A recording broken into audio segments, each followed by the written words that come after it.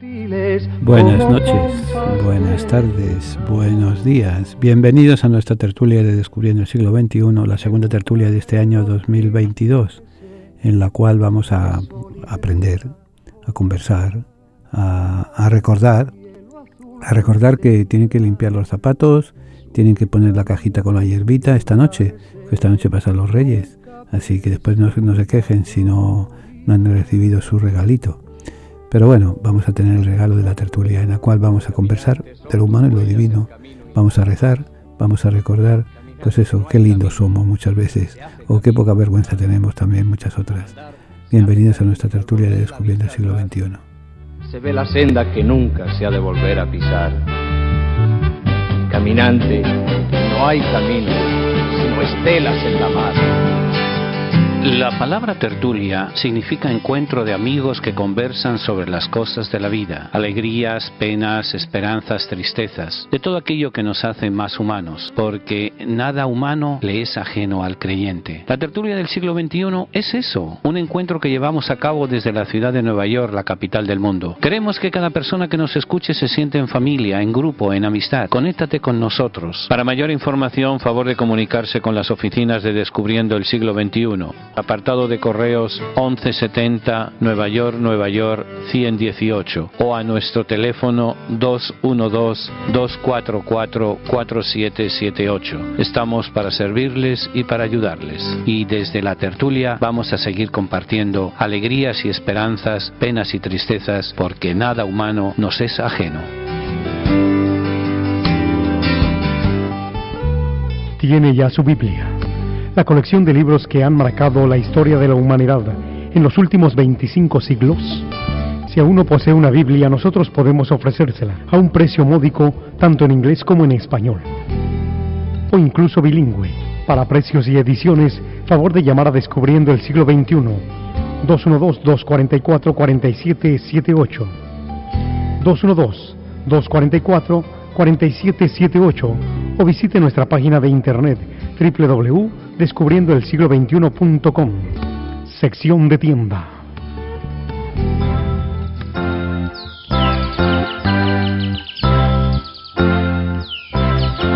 Cuando los reyes vieron a... Continuamos nuestra tertulia y no antes que se me olvide, mañana viernes 7 de enero tendremos la celebración de la Eucaristía de Sanación a las 7 de la tarde en la parroquia de San Columba. Yo sé que es mala hora y estamos en invierno, pero como quiera que pueda unirse, le esperamos. El que no espiritualmente, mentalmente, esté unido a nosotros, que sepan que rezamos por todos ustedes, sobre todo por nuestros hermanos privados de libertad y sus familias.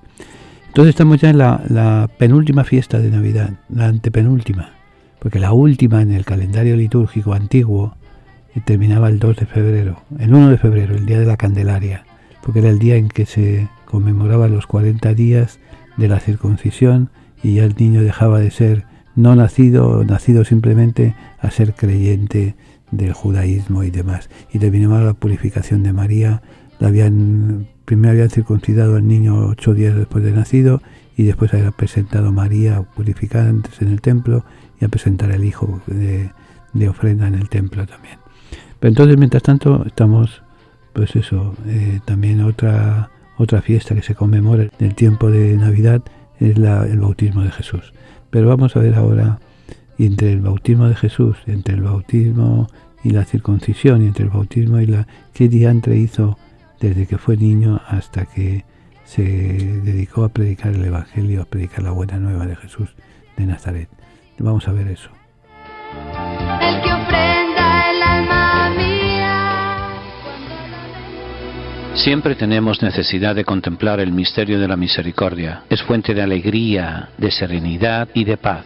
Es condición para nuestra salvación. Misericordia es la palabra que revela el misterio de la Santísima Trinidad. Misericordia es el acto último y supremo con el cual Dios viene a nuestro encuentro. Misericordia es la ley fundamental que habita en el corazón de cada persona cuando mira con ojos sinceros al hermano que encuentra en el camino de la vida. Misericordia es la vida que une a Dios y el hombre porque abre el corazón a la esperanza de ser amados para siempre, no obstante el límite de nuestro pecado. Con estas palabras el Papa Francisco convoca a toda la Iglesia con la misericordia del Padre. Viviremos y sentiremos en la Iglesia el amor del Padre, la fraternidad del Hijo, la santidad del Espíritu Santo. Únete a la familia de Descubriendo el siglo XXI para celebrar la gracia del Señor. Para mayor información, favor de comunicarse con las oficinas de Descubriendo el siglo XXI. Al apartado de correos 1170 Nueva York 118 o a nuestro teléfono 212-244-4778. Estamos para servirles y para ayudarles. Esta época de fiestas que estamos acabando, que estamos celebrando, se mueve entre dos acontecimientos importantes en la vida de nosotros los creyentes. Uno es la conmemoración y actualización del nacimiento de Jesús en un pequeño pueblo de la Judea, es la Navidad. El otro es la celebración de la llamada Fiesta de los Reyes Magos. En esta última recordamos la ofrenda de dones y de respeto por parte de unos extraños individuos que, atraídos por una serie de signos, se acercaron ante la cuna de Jesús en Belén. En la fiesta de la Epifanía o la fiesta de los Tres Santos Reyes, en la fiesta de los juguetes y de los niños. Los relatos del Evangelio en torno a estos individuos y a esta festividad son escasos y bien sobrios. Tan solo el San Mateo en su Evangelio nos habla de estos personajes, de los cuales afirma que eran unos sabios de Oriente quienes se presentaron en Jerusalén preguntando acerca del rey de los judíos, cuya estrella habían visto y deseaban ofrecer su respeto y sus regalos. Para comprender el pasme y la sorpresa causada entre los habitantes de la ciudad capital fue tan grande al ver tal caravana y con tal finalidad, que era la de rendir vasallaje al rey de los judíos recién nacido. Eso les puso a temblar a todo el mundo y les descompuso a todo el mundo. De todos es conocido el interés, las intrigas y los recelos desarrollados por Herodes el Grande y sus secuaces, la presencia en el palacio de la búsqueda del niño y finalmente la vuelta a sus países de origen dan excusa a Herodes, una vez que descubierto el engaño, y desató una terrible matanza en Belén y en sus alrededores, cosa por otro lado bastante frecuente en la trayectoria de gobierno del monarca Idumeo. La forma sobria y escueta con que Mateo nos presenta la presencia de estos personajes nos plantea una serie de preguntas que a lo largo de la historia se han intentado resolver, acudiendo la mayoría de las veces a la fantasía y a la novelería. ¿Cuáles serán estas cosas? El relato de San Mateo no nos indica el número. Por el tipo de ofrendas que le hacen, oro, incienso y mirra, se ha llegado a la conclusión de que eran 3. Sus nombres, Melchor, Gaspar y Baltasar. Tales nombres aparecen por primera vez en documento escrito a principios del siglo VI de nuestra era, en una obra de autor anónimo llamada Excerpta Latina Barbari. Posteriormente, Beda el Venerable, una de las figuras más importantes en la historia del cristianismo en Inglaterra y una de las figuras más destacadas de la incipiente Edad Media, en su obra Comentarios acerca del Evangelio de San Mateo, expresa la idea de que estos 3 personajes representaban a los 3 continentes conocidos hasta el momento. Para este tiempo América no se sabía que existía, así que no entraba en la lista. Llega incluso a afirmar de que son descendientes de Sem, Can y Jafet. ¿Saben quiénes son estos muchachos? Sem, Can y Jafet, los 3 hijos del personaje bíblico Noé, el del diluvio. En las tradiciones de origen oriental, estos personajes, estos 3 reyes, reciben otros nombres. En el llamado libro de Adán, evangelio apócrifo de origen etíope, los nombres son Or, rey de los persas, Basanater, rey de Saba, y finalmente Carsudán, rey del este. En las tradiciones sirias y armenias, el número de los reyes lo colocan en 12, o sea que no se entendía cuántos había, cuántos podía haber. En lugar de procedencia era otro misterio. Podemos deducir sobre la base del sobrio relato evangélico que procedían de Oriente, y Oriente muy grande, y su lugar de origen estaba en la península arábiga, lugar donde floreció una cultura de gran riqueza, tanto material como intelectual, y que apenas es conocida entre los occidentales, entre nosotros. En su camino hacia Belén ciertamente debieron seguir la ruta de las caravanas, la cual le llevó a pasar por la misteriosa ciudad de Petra, la ciudad capital de los nabateos. Allí había un negocio tremendo de mirra y de incienso. De allí siempre a través del desierto. Llegaron a Amán, la capital de Amón, la capital de los amonitas. De no haber entrado en Amán, lo harían seguramente en Gerasa, una de las ciudades de la Decápolis. Lo cierto es que desde que vieron la estrella hasta que se acercaron a Belén, tuvieron un largo y tedioso camino que recorrer. El cruce del Valle del Jordán desde Amán fue una operación relativamente fácil. Entraron, pagaron el correspondiente impuesto en Jericó y desde este antiguo oasis al comienzo de las montañas cercanas a Jerusalén, llegaron a la capital del reino de Herodes. Dado que no vuelven a Jerusalén para no encontrarse con el rey Idumeo, podemos deducir que su camino de vuelta fue vía Betania, Qumran, oasis de En-Gedi, bordeando el Mar Muerto para llegar finalmente a Eilat, donde pasaron a la zona del desierto de Arabia, dejando a sus espaldas el desierto de Judea. Estas rutas en realidad no eran muy usadas por las condiciones inhóspitas del desierto, lo cual favoreció la rapidez de la huida. Finalmente, la pregunta en torno a la naturaleza de estos personajes siempre ha llevado un poco a la confusión. La palabra mago no denota necesariamente rey, sino experto en cuestiones de astronomía y astrología, aunque podamos deducir que estos personajes eran más bien expertos en cuestiones esotéricas y astrológicas que de gobernantes. No hay que olvidar que hasta muy entrado en el Renacimiento, la astrología era considerada como una ciencia exacta y digna del mayor respeto.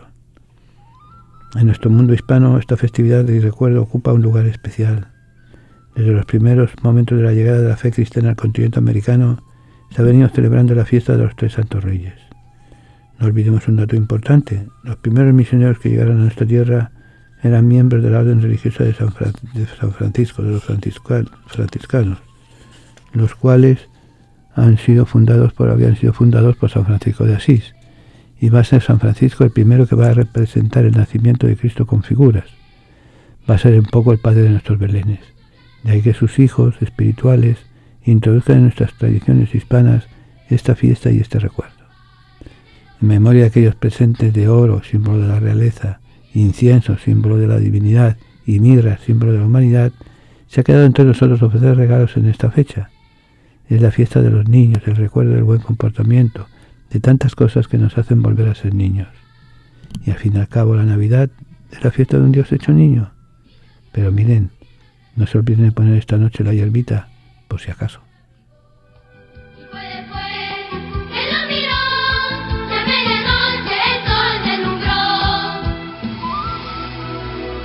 Siempre tenemos necesidad de contemplar el misterio de la misericordia. Es fuente de alegría, de serenidad y de paz. Es condición para nuestra salvación. Misericordia es la palabra que revela el misterio de la Santísima Trinidad. Misericordia es el acto último y supremo con el cual Dios viene a nuestro encuentro. Misericordia es la ley fundamental que habita en el corazón de cada persona cuando mira con ojos sinceros al hermano que encuentra en el camino de la vida. Misericordia es la vida que une a Dios y el hombre porque abre el corazón a la esperanza de ser amados para siempre, no obstante el límite de nuestro pecado. Con estas palabras el Papa Francisco convoca a toda la Iglesia con la misericordia del Padre. Viviremos y sentiremos en la Iglesia el amor del Padre, la fraternidad del Hijo, la santidad del Espíritu Santo. Únete a la familia de Descubriendo el Siglo XXI para celebrar la gracia del Señor. Para mayor información, favor de comunicarse con las oficinas de Descubriendo el Siglo XXI, al apartado de correos 1170 Nueva York 118 o a nuestro teléfono 212-244-4778. Estamos para servirles y para ayudarles. Venga a honrar al Divino Niño Jesús el tercer domingo de cada mes. Tendremos la celebración de la Santa Misa a las 2 de la tarde en la parroquia San Columba, ubicada en el 343 West de la 25 Street en Manhattan. Para mayor información, favor de comunicarse con nuestras oficinas al 212-244-4778, 212-244-4778.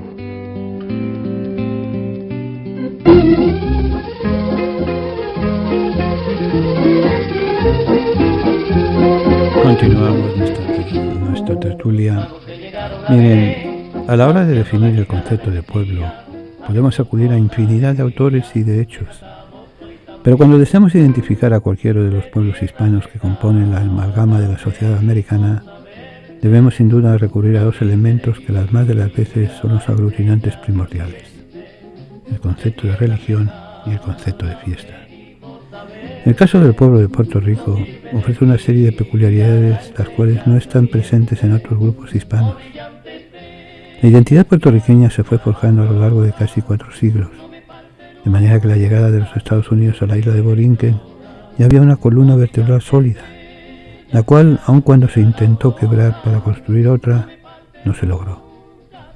Al ocurrir el cambio de soberanía en la isla, una de las consecuencias va a ser también la entrada de las diversas confesiones cristianas no católicas, las cuales tenían vedado el proselitismo bajo el gobierno de Madrid. El campesino puertorriqueño, el jíbaro, va a realizar un proceso de introspección y va a manifestar su rechazo ante esta invasión con una serie de hechos los cuales aún hoy en día perviven en el alma colectiva puertorriqueña. Por ejemplo, ante el intento de imponer la fiesta de Santa Claus, como el dador de regalos en la época navideña, herencia luterana y calvinista, el puertorriqueño va a darle importancia a los 3 santos reyes, adaptándoles incluso a su medio ambiente. Las representaciones en formas de santos de palo nos los hacen ver montados en caballos en vez del conocido camello. En palabras de nuestro amigo y profesor, el difunto doctor don Ricardo Alegría, afirma: los 3 Reyes Magos tienen un culto muy popular en Puerto Rico. Su representación artística en estampas o estatuillas le constituye uno de los elementos más constantes de los altares domésticos de nuestros campesinos, y la celebración de su fiesta se prolonga más allá de la octava y la octavilla, prácticamente hasta el día de la Candelaria. Incluso en el habla popular se llegó a acuñar una palabra que, hasta donde tenemos conocimiento, es única de Puerto Rico. Es el verbo reyar, que indica con ella la celebración de los reyes de Oriente, como afirma el doctor Marcelino Canino. El folclore y la literatura puertorriqueños están llenos de canciones y devociones a los 3 santos reyes. En los gozos devocionales del pueblo puertorriqueño, el doctor Canino recoge uno de ellos en el cual se narra la historia de los reyes en versos octosílabos, propios para el canto y la memoria.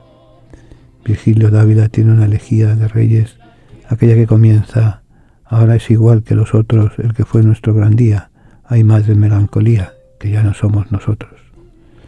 Recuerdo conversando en cierta ocasión con un viejo jíbaro en Aybonito, quien afirmaba que una de las identidades del puertorriqueño era ser católico y hablar español.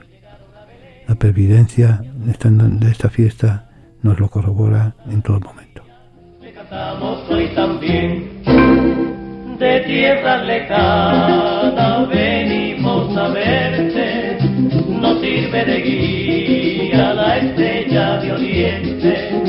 De tierra lejana venimos a verte, nos sirve de guía la estrella de oriente. Oh brillante estrella que anuncia la aurora, no me falte nunca tu luz viene llora. Venga a honrar al Divino Niño Jesús el tercer domingo de cada mes. Tendremos la celebración de la Santa Misa a las 2 de la tarde en la parroquia San Columba, ubicada en el 343 West de la 25 Street en Manhattan. Para mayor información, favor de comunicarse con nuestras oficinas al 212-244-4778, 212-244-4778.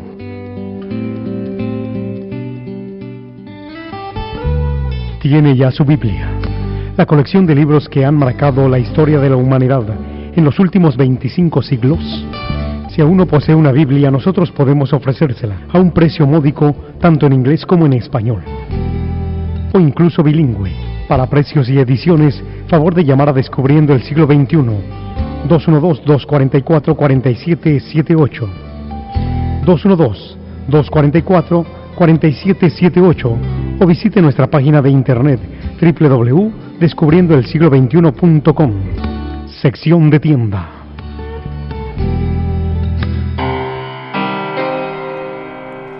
Esta noche, la noche de Reyes, la noche del 6 de enero, del 5 para el 6, es la noche de los regalos, es nuestro Santa Claus, pero son 3, y hay que escribirles. Y el otro día, mientras preparaba el programa, se me ocurrió escribir a los 3 santos reyes, recordando mi tiempo de niño. Queridos Reyes Magos, Vaya para ustedes quienes quiera que sean, mi salud y mi respeto más grande en este año que recién acabamos de empezar. Sé que quizás sea un atrevimiento dirigirme a ustedes así, simplemente, con una carta. Sobre todo sabiendo que los políticos suelen mandar a callar a la gente cuando se sienten molestos por pajaderías. Miren, el primero que nos habló de ustedes fue un tal Leví, conocido como Mateo.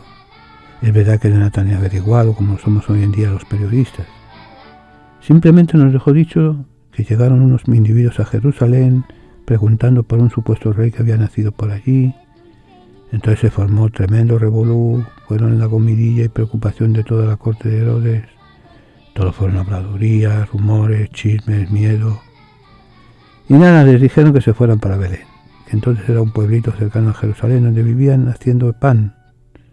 Belén lo que significa es la casa del pan, o sea, la panadería. En el tiempo en que ustedes fueron por allá era fácil llegar, tan solo unas millitas y ya. Hoy, aunque la distancia es la misma, pero se tarda un poco más. Han levantado un muro tremendo, dizque para evitar ataques terroristas. Es un tanto molesto, pero se pasa. He pasado un montón de veces y no me ha pasado nada. Ahora bien, no sé yo si podrían ustedes pasar el día entero hoy en Belén. Con esas pintas y con tanto traperío encima, levantarían sospechas, eso se lo advierto. Yo he pasado, como les decía hace un momentito, un fracatán de veces. Y no he tenido problemas. Pero siempre se mete en el cuerpo un cierto temor y tristeza. Como les decía, Mateo es el único que nos habla de ustedes. Pero él de lo que sabía era de impuestos, de dinero, de obligaciones a pagar. Era escueto de lo que escribía y decía. Y nos dejó escrito que ustedes regalaron 3 cosas: oro, incienso y mirra. De eso les quería hablar en mi carta. Siempre hemos asociado el oro con el bienestar, con el dinero. Pues miren, da la casualidad que en nuestra comunidad hay un montón de personas que han tenido que emigrar de sus países, dejar su gente, su mundo, para poder obtener pan y bienestar para sus familias. Los huracanes el año pasado y la pandemia de ese animalito chiquito que no hay quien lo encuentre, les ha hecho pasar necesidades. Miren, ustedes no podrían traernos un 6 de enero, mañana es verdad que el tiempo es corto, pero bueno, un poco de trabajo seguro para poder mantener nuestras familias. Miren que no es fácil ganarse decentemente el pan de cada día. Ahora, si ustedes nos echan una manita, podríamos tener el oro del trabajo digno, de la amistad compartida, de la seguridad de la familia. El incienso, miren, la verdad es que no sabemos para qué diablos sirve esta cosa. Y que sirve para que los templos huelan distinto y entre mucho humo, alabar a Dios. Es símbolo de una fe, de una alabanza a Dios en libertad y respeto. En un mundo como el nuestro, en que hemos convertido el billete de dólar en poderoso Dios, ¿no podían traernos un poco de incienso para volver a sentir y oler el verdadero Dios, el del amor compartido, la vida respetada, la fe vivida? Ahora aquí sí que me cogen, porque la mirra, de verdad que no sé ni para qué diantre sirve. Dicen que es algo amargo y la verdad es demasiada amargura nuestra la vida. ¿La podrían cambiar por un poco de alegría, de esperanza, de algo que nos ayude a construir un mundo mejor del que hemos recibido? Le cambiamos la mirra. Bueno, nada más, perdonen el atrevimiento.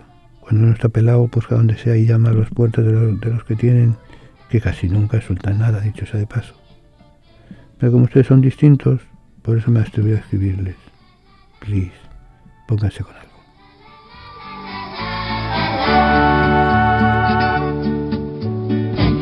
Es que hay un niñito de dulce mirar.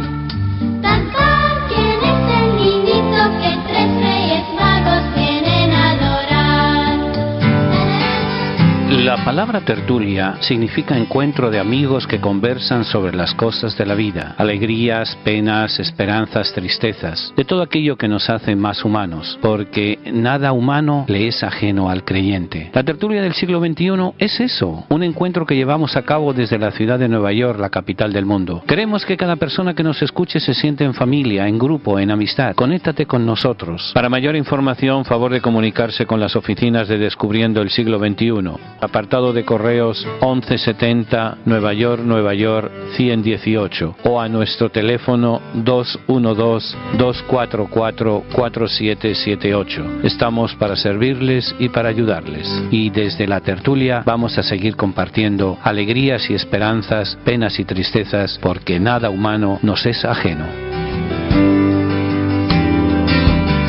Vengan porque tuve hambre y me dieron de comer, tuve sed y me dieron de beber, estuve en la cárcel y me visitaron, enfermo y me fueron a ver, extranjero y me acogieron. Hoy en día damos de comer, beber, acogemos y visitamos cuando nos acercamos a nuestros hermanos presos, enfermos o emigrantes. A través de la radio lo hacemos posible.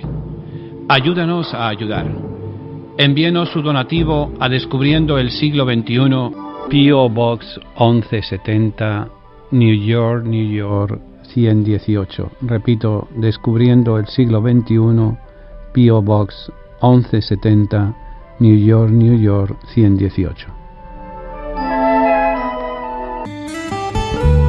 Tiene ya su Biblia, la colección de libros que han marcado la historia de la humanidad en los últimos 25 siglos. Si aún no posee una Biblia, nosotros podemos ofrecérsela a un precio módico, tanto en inglés como en español, o incluso bilingüe.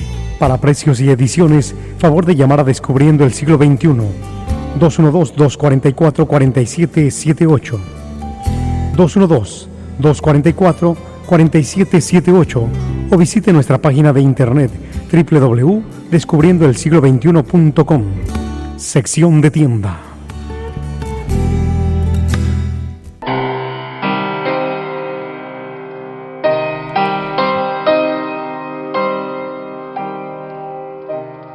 Continuamos nuestra tertulia y prácticamente vamos a tocar ya el último tema de la Navidad.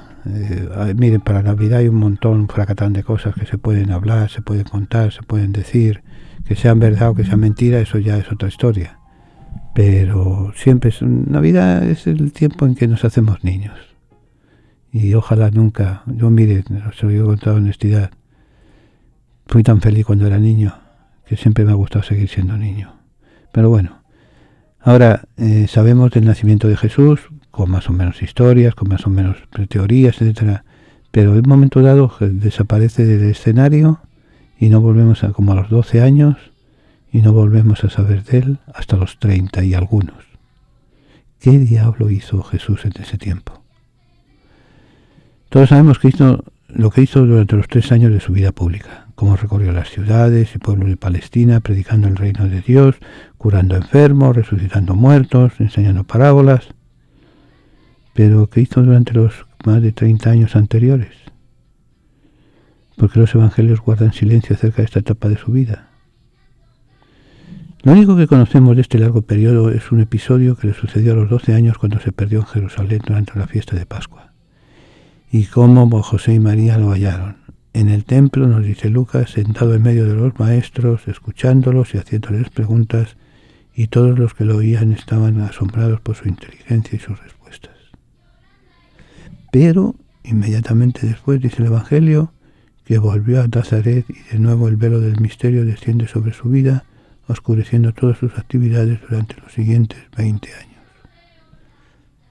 Este silencio tan extraño sobre la juventud de Jesús hizo, se puede imaginar, que muchos inventaran historias, relatos, cosas, así algunos con bastante imaginación, imagínense que afirman que viajó a Inglaterra, acompañado de su tío abuelo José de Arimatea, porque donde conoció el druidismo, la religión de los celtas, y donde aprendió algunas de las ideas que más tarde enseñará, como la Trinidad y la llegada del Mesías.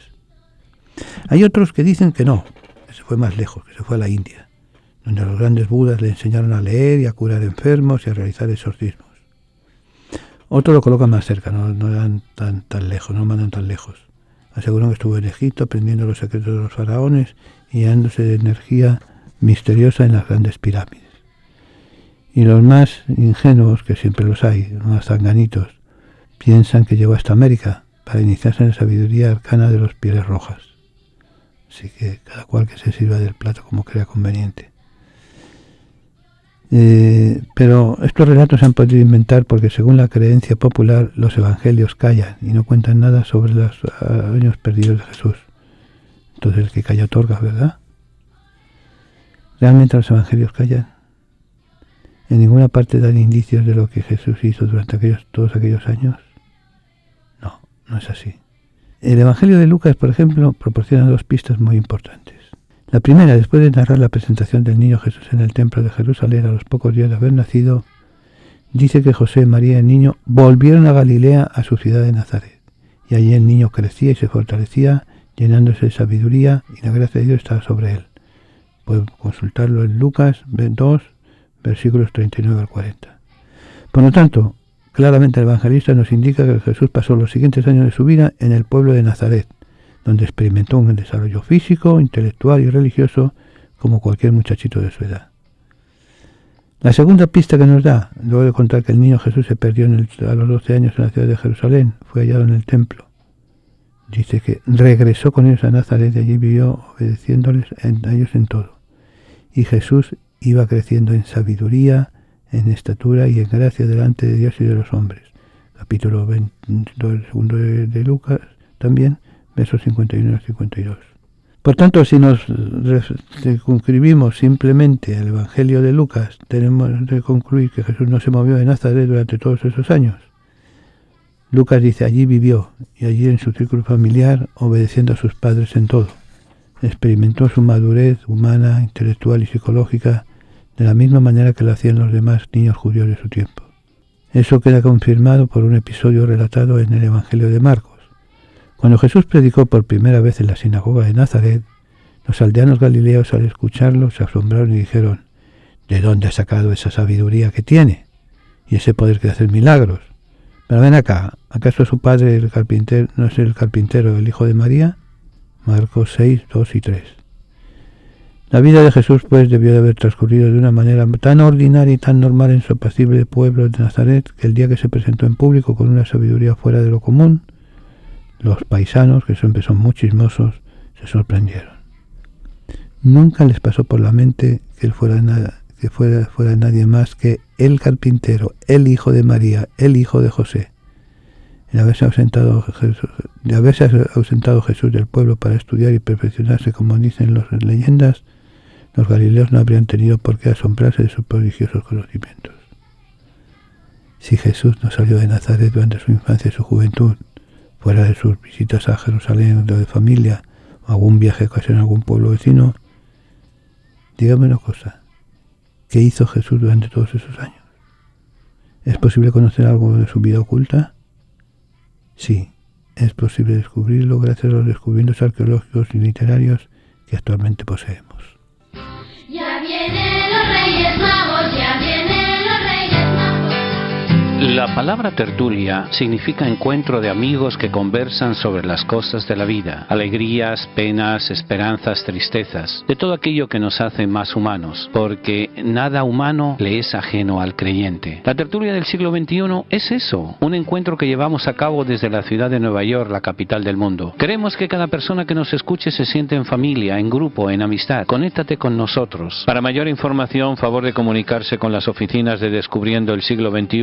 Apartado de correos 1170 Nueva York 118 o a nuestro teléfono 212-244-4778. Estamos para servirles y para ayudarles. Y desde la tertulia vamos a seguir compartiendo alegrías y esperanzas, penas y tristezas, porque nada humano nos es ajeno.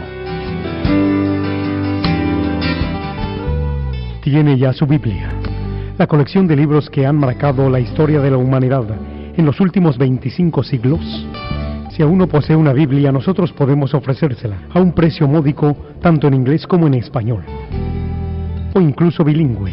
Para precios y ediciones, favor de llamar a Descubriendo el Siglo XXI, 212-244-4778, 212-244-4778, o visite nuestra página de internet www.descubriendoelsiglo21.com, sección de tienda.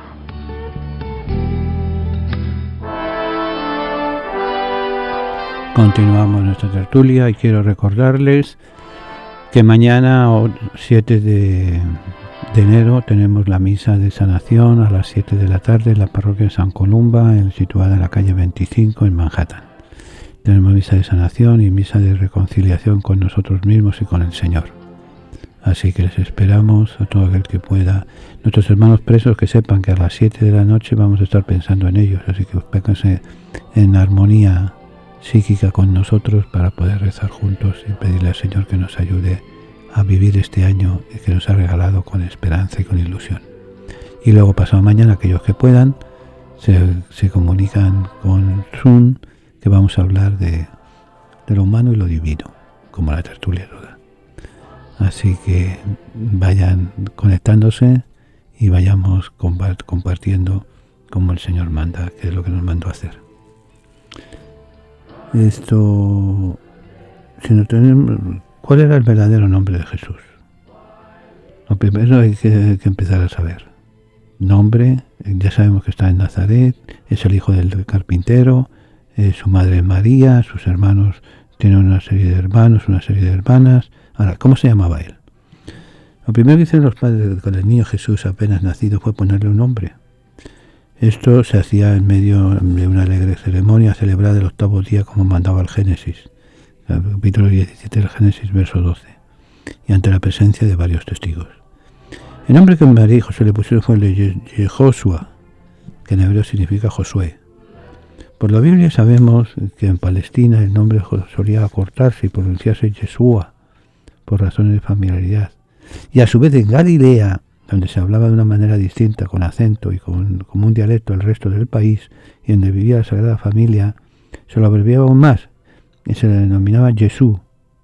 Por eso no es extrañar que los primeros cristianos de origen griego lo tradujeron más tarde como Jesús.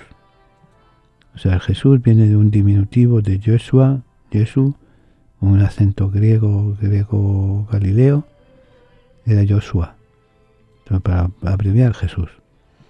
El nombre de Joshua en el siglo I era uno de los más comunes y ordinarios que había. Así lo vemos, por ejemplo, en el escritor Flavio Josefo, quien en sus obras menciona a más de 20 personas que se llamaban Jesús en la historia judía, de las cuales por lo menos 10 son contemporáneos de Jesús de Nazaret. En hebreo Jesús o Josué significa Dios salva, y no le pusieron ese nombre al niño solo por un homenaje al caudillo hebreo Josué, sino porque, según Mateo, un ángel le dijo a San José: le pondrás por nombre Jesús, porque él salvará a su pueblo de sus pecados. Mateo 1, capítulo 1, verso 21. Aprendió Jesús a leer y a escribir durante su infancia, lógicamente, en un pueblito tan insignificante como Nazaret, o permaneció analfabeto. Muchos piensan que semejante pregunta es absurda, ya que en los evangelios 3 episodios muestran claramente que él sabía leer y escribir. Primer dato, que los escribas y fariseos le preguntan, le presentaron a una mujer sorprendida en adulterio para ver si debían apedrearla o no. Y Jesús, en vez de contestarle, se agachó y se puso a escribir en la tierra con el dedo. Esto nos lo cuenta Juan en el capítulo 8, verso 6. El segundo es cuando se presentó en la sinagoga de Nazaret, lo invitaron a leer el libro del profeta Isaías. Aparece en Lucas 4:17. El tercero es aquel en el que los judíos, al escucharlo predicar en Jerusalén, se preguntaban maravillados: ¿cómo es que te sabe escritura sin haber estudiado? O sea, 3 datos. La conclusión que podemos llegar es que no tenemos, pues, en los evangelios prueba segura de que Jesús supiera leer y escribir. ¿Podemos averiguar por otro lado? Por supuesto que sí.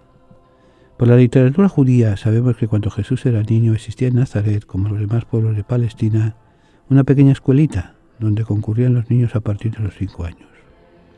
El local de la escuela estaba junto a la sinagoga y el programa escolar constaba de 2 ciclos básicos. El primero duraba 5 años.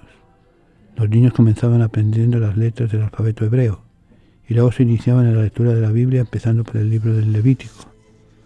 De allí pasaban a los demás libros bíblicos, repitiéndolos versículos por versículo hasta que aprendían el texto sagrado casi de memoria.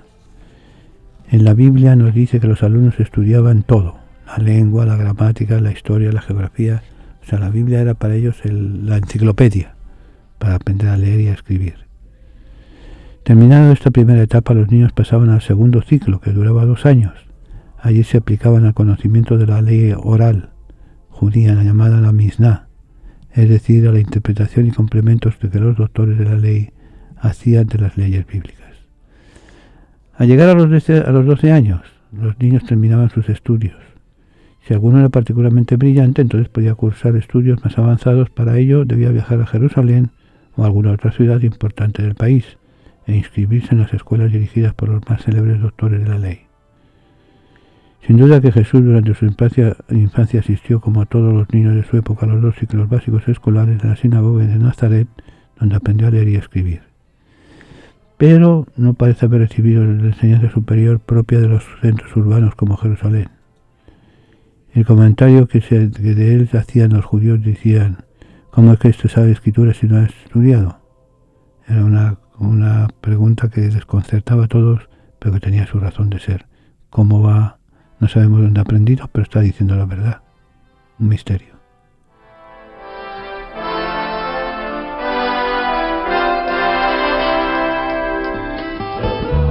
Tiene ya su Biblia, la colección de libros que han marcado la historia de la humanidad en los últimos 25 siglos. Si aún no posee una Biblia, nosotros podemos ofrecérsela a un precio módico, tanto en inglés como en español, o incluso bilingüe. Para precios y ediciones, favor de llamar a Descubriendo el Siglo XXI, 212-244-4778, 212-244-4778, o visite nuestra página de internet www.descubriendoelsiglo21.com, sección de tienda.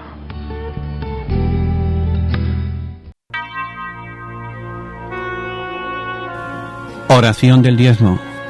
Recibe, Señor, mi ofrenda. No es una limosna, porque no eres mendigo. No es un aporte, porque no lo necesitas. No es el resto que me sobra que te ofrezco. Este monto representa, Señor, mi reconocimiento y mi amor, pues si lo que tengo es porque tú me lo diste, Señor. Amén.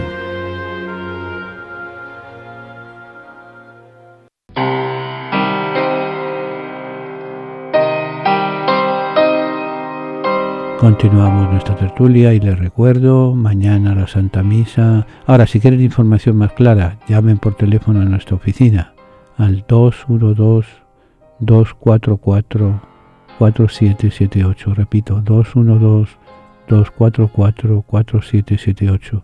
Y allí entonces piden toda la información respectiva a la Santa Misa de mañana y al seminario del sábado. ¿Jesús era carpintero? Pues puede ser que sí, pero puede ser que no. ¿Qué profesión practicó Jesús durante su adolescencia? Porque eso de estar sin hacer nada, de eso nada, monada. Trabajó como cualquier hijo de vecino. Sabemos que todo padre de familia judío procuraba para su hijo una ocupación, pues los rabinos decían: el que no le enseña a su hijo un oficio le enseña a robar. San Marcos nos dice que cuando Jesús se presentó en la sinagoga de Nazaret, los aldeanos comentaban: ¿no es este el hijo del carpintero? De ahí se pensó que Jesús siempre fue como un carpintero, hijo de gato, cazarratones, pájaros y tiburones, dice en mi pueblo un refrán. Muchos han puesto en duda esta afirmación. Primero porque los otros evangelios traen una versión diferente. San Mateo, por ejemplo, dice que la pregunta fue: ¿no es este el hijo del carpintero? Es decir, le atribuye el oficio de carpintero a San José, no a Jesús. Mientras que San Lucas presenta a la gente preguntando: ¿no es este el hijo de José? Lucas 4:22, con lo cual ninguno de los dos aparece como carpintero. Segundo, porque Nazaret, ubicado en la fértil región de la Galilea, era un pueblo de campesinos, donde sabemos que la mayoría de sus habitantes se dedicaban a la agricultura y a criar ganado. Y tercero, porque en casi todas las parábolas de Jesús hay imágenes del ambiente agrícola: el sembrador, la cizaña, la viña, la higuera, la semilla, la mostaza, pero no hay ninguna referencia al ambiente de la carpintería. Así que el hecho de que sus parábolas aludieran tanto a la agricultura se debe a que su auditorio estaba formado en su mayoría por agricultores, por lo que buscó amoldarse a su lenguaje. Podemos pues concluir que Jesús durante los 30 años de su vida oculta, pues miren, trabajó de carpintero, si queremos de tectón.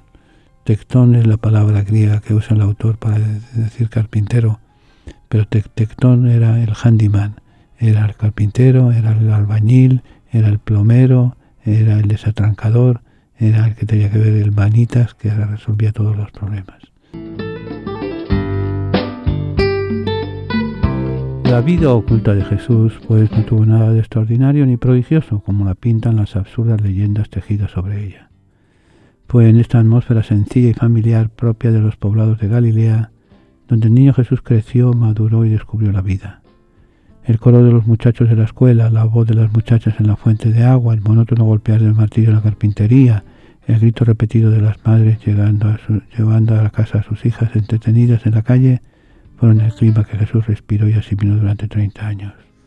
Se hizo semejante a todos nosotros, excepto en el pecado, nos va a recordar después San Pablo. Fue carpintero, fue un muchachito que le dio candela a su padre y a su madre cuando se les desapareció, le salió con malas crianzas, pero fue el representante de Dios en medio de nosotros. ¿Por qué? Porque Él era Dios.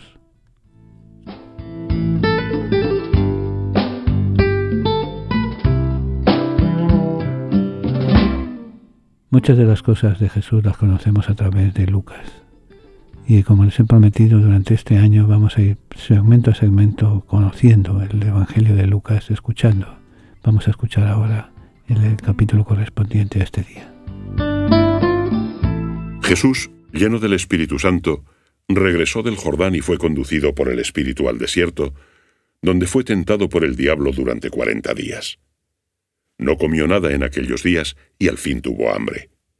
Entonces le dijo el diablo: «Si eres hijo de Dios, di a esta piedra que se convierta en pan». Jesús le respondió: «Escrito está, no solo de pan vivirá el hombre». Después lo condujo el diablo a un lugar elevado, le mostró en un instante todos los reinos del mundo, y le dijo: «Te daré todo el poder y la gloria de estos reinos, porque me ha sido entregado y lo doy a quien quiero. Por tanto, si me adoras, todo será tuyo». Jesús respondió: «Escrito está, adorarás al Señor tu Dios, y a Él solo servirás». Entonces lo llevó a Jerusalén, lo puso sobre el pináculo del templo y le dijo: «Si eres hijo de Dios, tírate de aquí abajo, porque escrito está, a sus ángeles te encomendará para que te guarden, y te llevarán en sus manos, no sea que tu pie tropiece contra alguna piedra». Pero Jesús le respondió: «Está dicho, no tentarás al Señor tu Dios».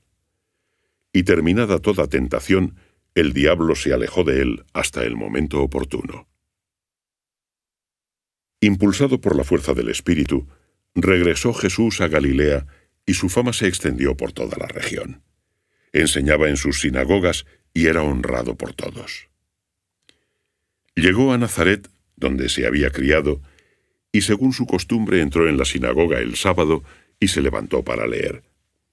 Le entregaron el libro del profeta Isaías, y desenrollando el libro, encontró el pasaje donde está escrito: «El Espíritu del Señor está sobre mí, porque me ha ungido. Me ha enviado para evangelizar a los pobres, para predicar a los cautivos la redención, y devolver la vista a los ciegos, para dar la libertad a los oprimidos, y promulgar un año de gracia del Señor». Después de enrollar el libro, lo devolvió al ministro y se sentó. Todos en la sinagoga tenían sus ojos puestos en él. Y comenzó a decirles: «Hoy se ha cumplido esta escritura que acabáis de oír». Todos asentían y se admiraban de las palabras de gracia que salían de su boca, y decían: «¿No es este el hijo de José?». Él entonces les dijo: «Seguramente me aplicaréis aquel proverbio: médico, cúrate a ti mismo.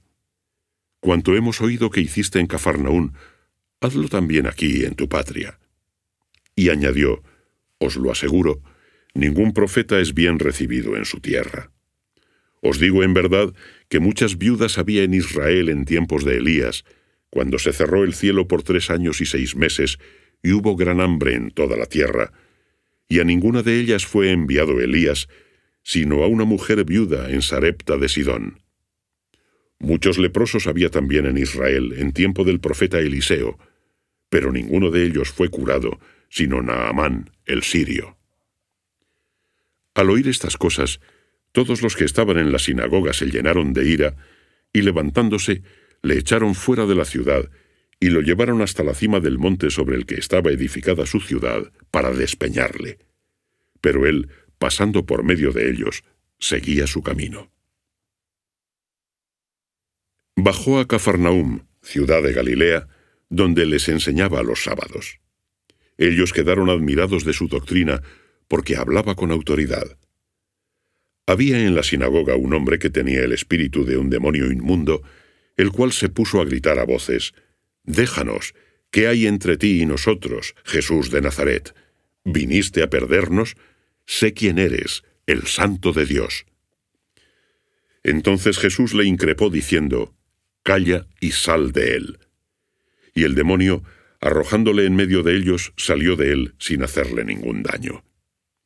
El miedo se apoderó de todos y se decían unos a otros: «¿Qué palabra es esta que con potestad y fuerza manda a los espíritus inmundos y salen?» Y su fama se divulgaba por todos los lugares de la región. Al salir de la sinagoga, entró en casa de Simón. La suegra de Simón tenía fiebre alta y le rogaron por ella. Inclinándose hacia ella, ordenó a la fiebre, y la fiebre desapareció. Se levantó al instante y se puso a servirles. Cuando se hizo de noche, todos los que tenían enfermos con diversas dolencias se los llevaban, e imponiendo él las manos sobre cada uno los curaba. De muchos salían los demonios gritando y diciendo: «Tú eres el Hijo de Dios». Pero él, reprendiéndoles, no les dejaba hablar, porque sabían que él era el Cristo. Al hacerse de día salió y se fue a un lugar solitario. La multitud andaba buscándole. Al llegar hasta él, intentaron retenerle para que no se alejara de ellos. Pero él les dijo: «Debo evangelizar también a otras ciudades el reino de Dios, porque para esto he sido enviado». E iba predicando por las sinagogas de Judea. Vamos a ir concluyendo nuestra tertulia de hoy, nuestra segunda tertulia de este año 2022.